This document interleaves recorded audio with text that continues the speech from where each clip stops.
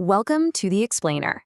Today, we are going to dive straight in and demystify Wharton professor Ethan Mollick's absolutely brilliant concept of the Centaur worker. We're going to cut through all the noise and hype right now to give you a highly practical, structured playbook for actually partnering with artificial intelligence in your day-to-day professional life. So let's start off with a pretty provocative question. Think about your current workflow for a second. Are you using AI, or is it kind of using you? We need to completely shatter the illusion that AI is just this flawless magic wand you can wave over your keyboard to fix everything. It is a wildly powerful tool, but without a deliberate strategy, it is incredibly easy to become overly reliant on a system you just don't fully understand. Here is our roadmap for today. 1. Navigating the jagged frontier. 2. The Centaur approach defined. 3. Daily tasks for AI. 4. Keeping humans in the loop. And finally, 5. Avoiding automation bias. All right, part 1, navigating the jagged frontier, where we figure out AI's actual limits. Before we can truly partner with any system, we really have to understand its architecture and its limitations. Based on the 2026 International AI Safety Report, you can see the anatomy of a modern AI agent. It's really not just a basic text box anymore. These agents are equipped with memory, web browsing capabilities, and even computer use tools to write code or manage your files. They take an input, they use this iterative reasoning process, often called a chain of thought, and they generate an output. They can operate with surprisingly little oversight. But, and this is a massive but, just because they have these fancy tools does not mean they are universally competent at everything. And this brings us to a really foundational concept from Ethan Mollick's work, which is the jagged frontier. You see, AI doesn't have a smooth, predictable learning curve like a human does.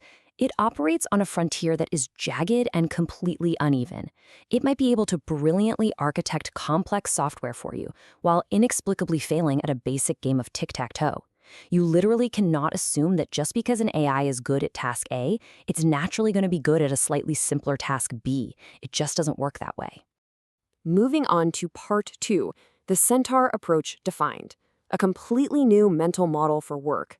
Because of that unpredictable, jagged frontier we just talked about, we desperately need a new mental model for how we divide up our work.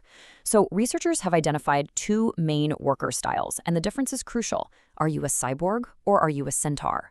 A cyborg intertwines their work deeply with AI, constantly weaving it into the very fabric of a single task.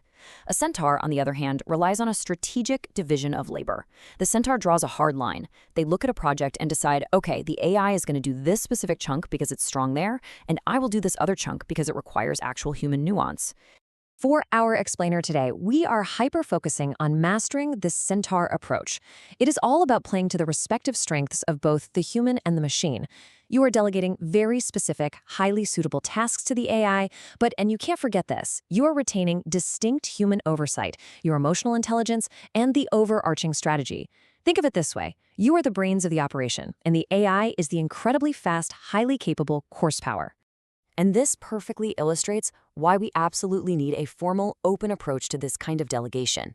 If organizations don't embrace and clearly define the Centaur model, employees just start engaging in what's known as shadow IT. Because of uncertainty or, frankly, the fear of being replaced, workers will secretly use AI to automate their tasks without ever telling their bosses. That lack of transparency creates massive organizational risks and huge security vulnerabilities. We have got to bring AI use out of the shadows and into deliberate strategic workflows. Okay, Section 3, Daily Tasks for AI. Let's turn this theory into practice. Picture your own daily routine for a second. Current data shows us some very distinct clusters of how people are actually using models like ChatGPT right now. Seeking specific information takes up a huge chunk of the pie, followed closely by writing tasks, things like editing, critiquing text, or drafting personal communication. There is also a really heavy use in practical guidance, like tutoring, teaching, and computer programming. This really proves that AI is already acting as this ultimate multi-tool for knowledge workers. Based on Mollick's research, here is a highly pragmatic playbook of the specific daily tasks where you can use AI as a powerful co-intelligence. For marketing copy, let the AI draft the initial text. It is fantastic at recombining creative ideas to help you break through that blank page syndrome. For business strategy, use it as a brainstorming partner to quickly generate a high volume of novel outputs.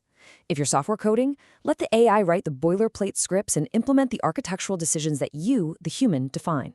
And for data analysis, let the AI process the raw information quickly to identify the baseline patterns. You hand off the heavy lifting so you can focus all your energy on the high-level synthesis. Section 4.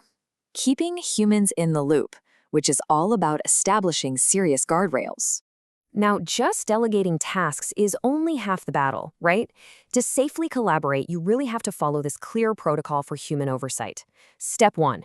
You absolutely must provide the strategic guidance and context. The AI does not know your company's long-term goals. Step 2. You have to break complex operations into manageable subtasks. Remember that jagged frontier? If a task is too long or complex, the AI's failure rate is going to spike. And step 3, you have to be ready to step in and intervene when the AI encounters errors or starts hallucinating facts. You have to remain the ultimate director of the workflow at all times. A fantastic way to think about this oversight is to treat your interaction with the AI like an agile feedback loop. Rather than letting AI replace your judgment, you use it as a self-correcting mechanism. Let's say you're writing a highly sensitive strategy document. Bounce your ideas off a model like Gemini. Ask it to check your blind spots, ensure your tone is balanced, or refine your arguments. The AI isn't overriding your judgment here. It's just acting as a sounding board to help you course correct and actually sharpen your own human agency. Finally, Section 5. Avoiding automation bias, the biggest psychological trap in this whole thing.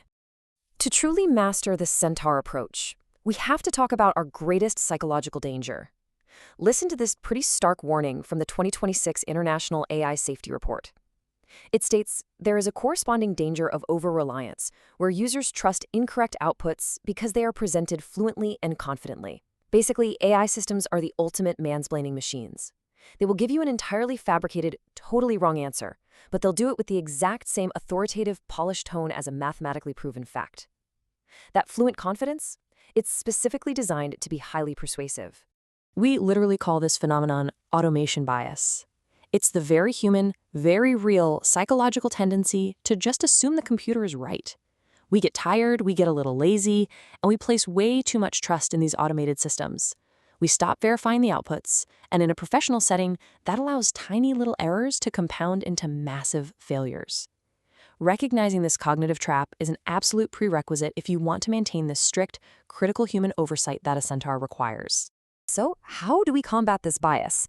We apply Ethan Mollick's 4 rules for co-intelligence. First up, always invite AI to the table to experiment. You literally have to use it to understand where those jagged edges are.